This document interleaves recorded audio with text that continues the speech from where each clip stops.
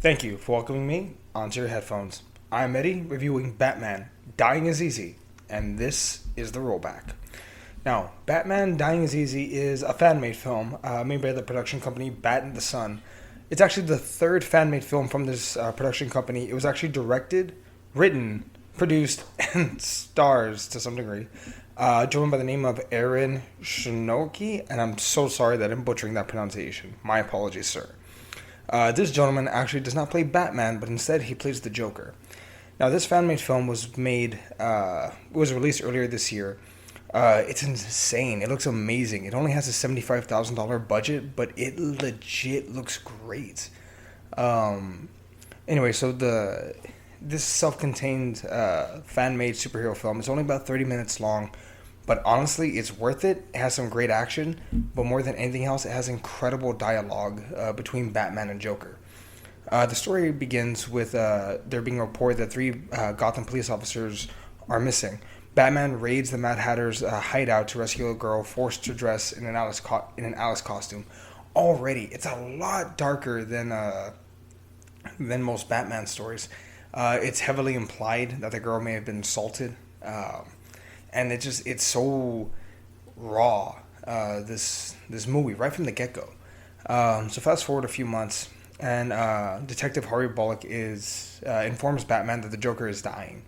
He actually is dying. He's in Arkham, and apparently he's suffering from melanoma.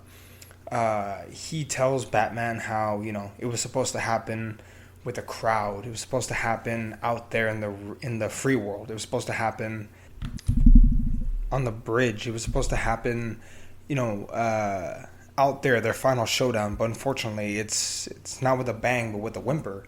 It's gonna have to happen in Arkham. And Joker comes out and tells Batman, you never had the balls to kill me. You never had it in you, but this is your last chance. Either you kill me or those three cops are dead, and you're never gonna find them.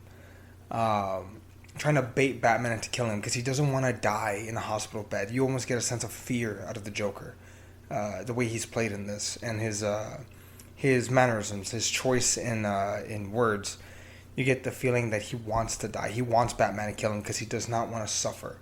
Maybe that's the most human we're used to seeing the Joker at this point, but nonetheless, he is played masterfully, and their dialogue, the way they go back and forth between each other, it's honestly incredible. Joker even at one point makes fun of Batman, mentioning the death of Jason Todd, killing Barbara, showing him pictures, trying to enrage Batman, trying to get him to kill him. And at one point, Batman actually wraps a chain around his throat and is considering hanging him. But at this point, Joker confesses that the bodies of the three officers are at an old toyland.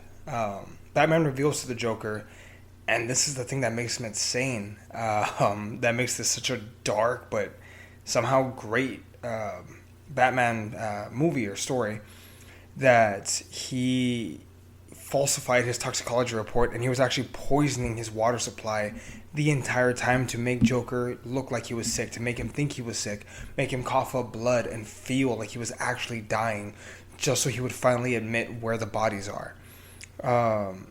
And Batman even says he knew that Joker was responsible for their disappearance. He got Joker's fingerprints off a police baton when he raided Mad Hatter's hideout, and he knew, okay, Joker made these three guys disappear. I gotta find the bodies. Now, everyone, with the exception of probably Barbara and Alfred, thought that the Joker was actually dying. And at one point, Harvey Bullock comes on to him and he tells him, like, what the hell was, why didn't you tell me about it? I could keep a secret. And Batman says he couldn't take his chance. And even then, Batman, tells Harvey, I knew they were dead the whole time. Like, there's no way. But I had to find out where the bodies were, for the families. And see, I thought it was going to go one way. I thought it was going to be, so they could have closure. But as it turns out, in a different way, maybe meaning the same thing, Batman tells him, no, it's because they had hope. And they can't. I need to take away the hope that their loved ones might be alive so they can heal and move on and move forward.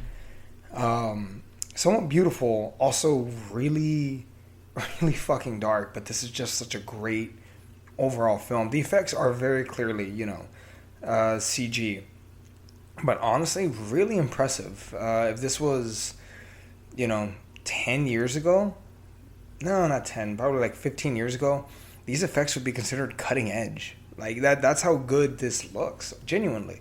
Everyone plays their part pretty well. You know, we get a look at Ivy, we see Harley, we see Mad Hatter.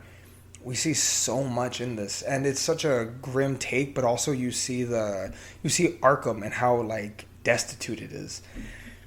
Honestly, just an amazing fan made film, and it's on YouTube. Like, there's no paywall to watch this great movie and to support this great production company. Genuinely, I plan on going and watching the other two, and I don't know, maybe I'll do a follow up review to the other ones just to show, hey, these are consistently great movies, and they should be supported. You know, they really should. If you're a Batman fan, I'd highly recommend watching it. A gentleman by the name of Kevin Porter plays Batman rather well. Bear in mind, he plays him very stoic. He plays him very much like Batman the Animated Series. You know, man, a few words.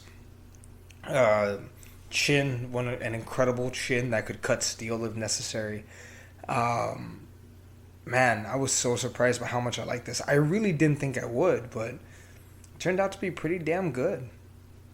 Yeah, I can't recommend enough. Also, they have this really different bat symbol that I can appreciate. It's a very different look, but I liked it. Oh yeah, also fun fact: this was actually a crowdfunded film, crowdfunded through Indiegogo. I can't pronounce that properly, but regardless, it was just released a few weeks ago. If you have the chance, please go watch it and support the other ones too. As YouTube, it should have more. Just imagine if they made people pay for this, even just $1. Like, their production company could really get going. If you have the chance, please go donate.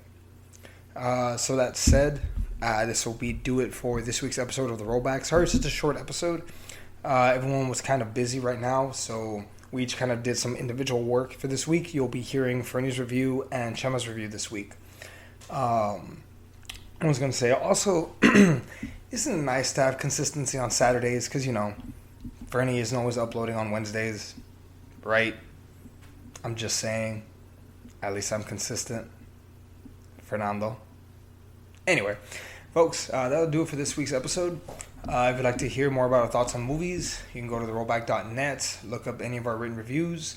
If you're on YouTube, please like and subscribe. We got plenty of videos, plenty of content for you to enjoy. If you're listening to us via podcast, please like and subscribe. We greatly appreciate it. Also, if you can do me a solid, tell your friends about us. Genuinely, that's typically how I found most of the podcasts that I really enjoy, is having friends talk to me about it. Anyway, everyone, enjoy your weekend. I've been Eddie, and this was The Rollback.